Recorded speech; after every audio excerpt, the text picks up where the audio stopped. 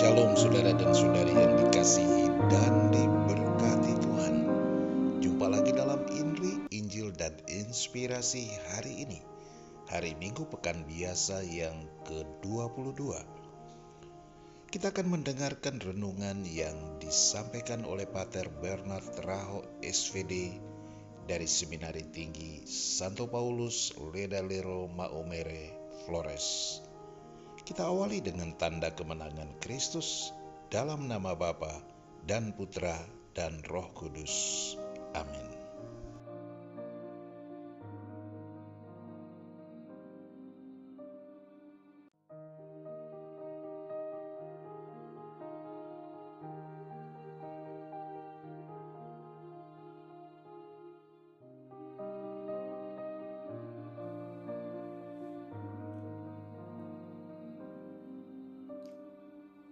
Saudara-saudari terkasih, salam jumpa kembali dalam Santapan Sabda Minggu Biasa ke-22 berdasarkan Injil Matius bab 16 ayat 21 sampai 27.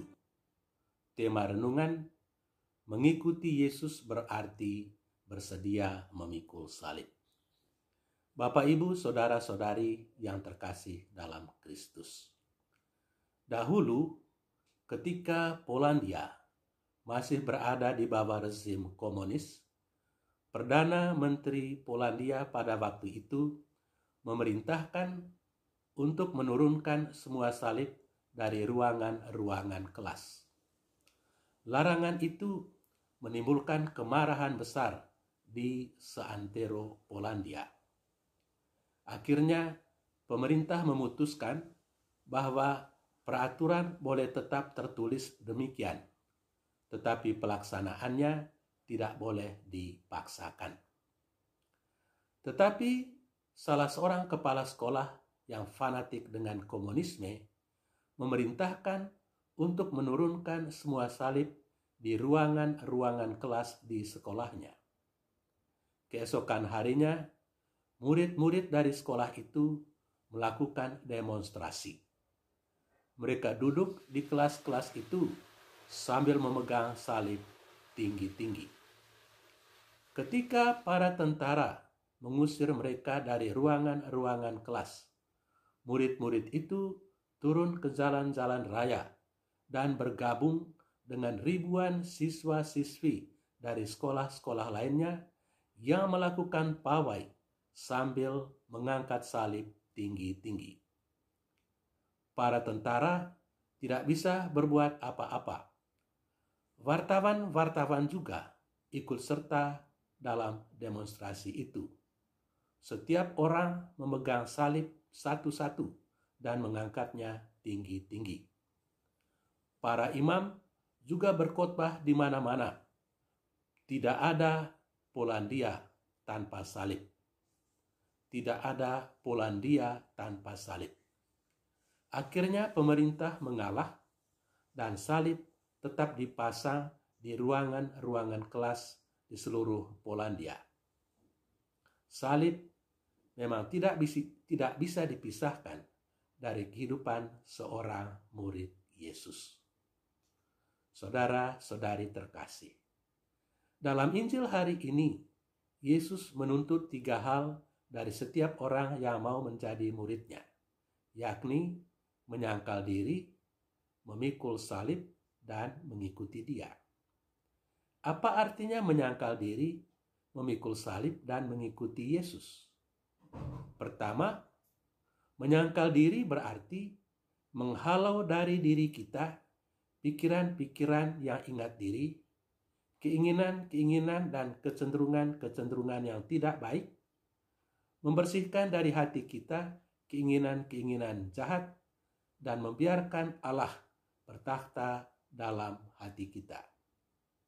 Kedua, memikul salib Yesus berarti rela menanggung penderitaan dan kesakitan sebagai akibat dari mengikuti Yesus dan sebagai akibat mengikuti perintah-perintah Yesus dan menghayati nilai-nilai yang ditawarkan oleh Injil.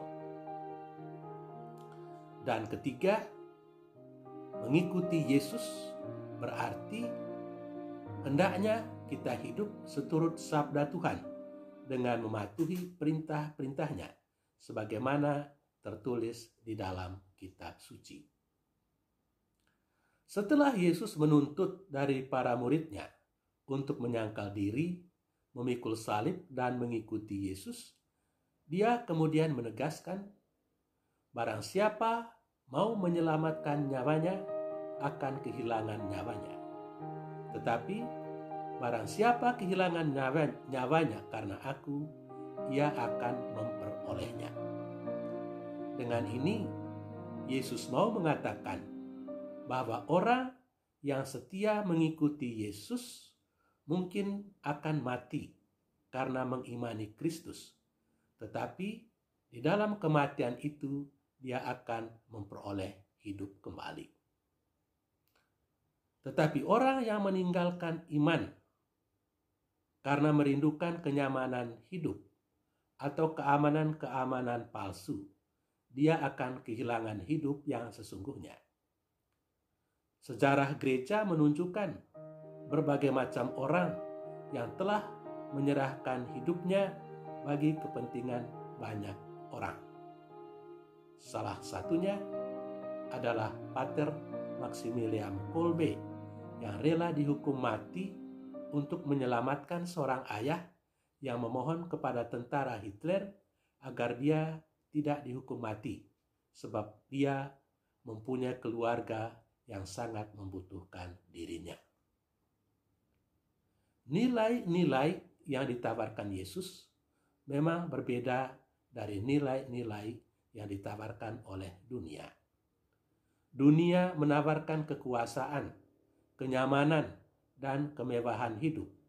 Sementara Yesus menawarkan penyangkalan diri, memikul salib, dan penderitaan. Hidup adalah pilihan dengan konsekuensi masing-masing. Saya teringat akan sebuah doa pada waktu kami kecil yang biasa didoakan setiap hari Minggu di kapela.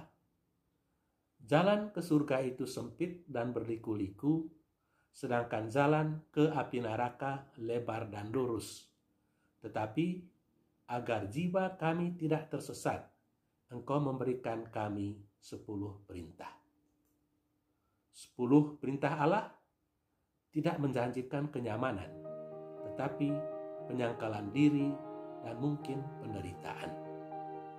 Semoga firman Tuhan dalam Injil hari ini memberikan inspirasi kepada lebih banyak orang untuk bisa menyangkal diri dengan keluar dari keamanan-keamanan palsu dan rela membantu sesama yang sangat membutuhkan. Tuhan memberkati kita. Amin.